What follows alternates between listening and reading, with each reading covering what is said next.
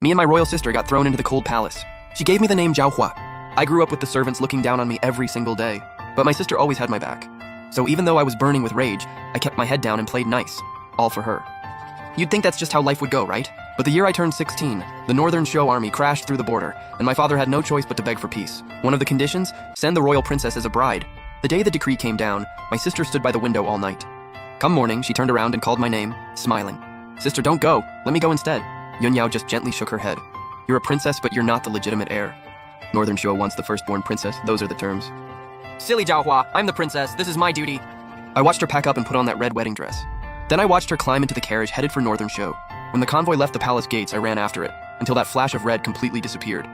Yun Yao looked back. I waved and screamed, "Stay alive!" That was the last thing she ever said to me. But less than 3 months later, the Northern Shuo delegation showed up at our capital again. No drums, no fanfare, just a plain carriage carrying a black coffin. My father received them in the main hall. I hid behind a screen. The princess couldn't adapt to the climate. She fell ill and passed away.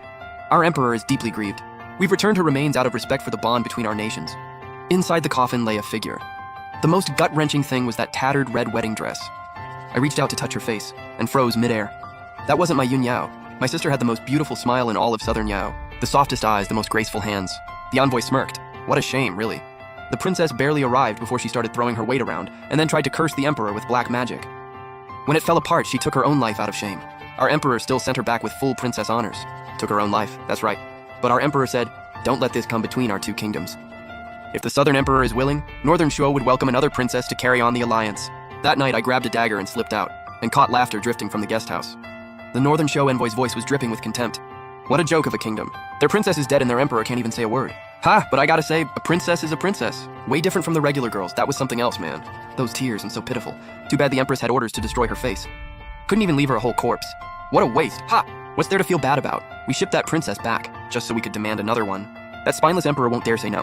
And if he does, our army levels this place. Who knows if the next princess will be just as fun. I pressed my back against the wall and took a slow, deep breath.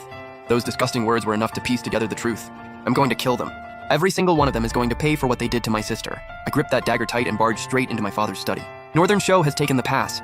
If we don't send a bride, not even the palace will survive. My father's knuckles were white, squeezing the armrest of the throne. The other princesses stood nearby, eyes red. None of them wanted to go.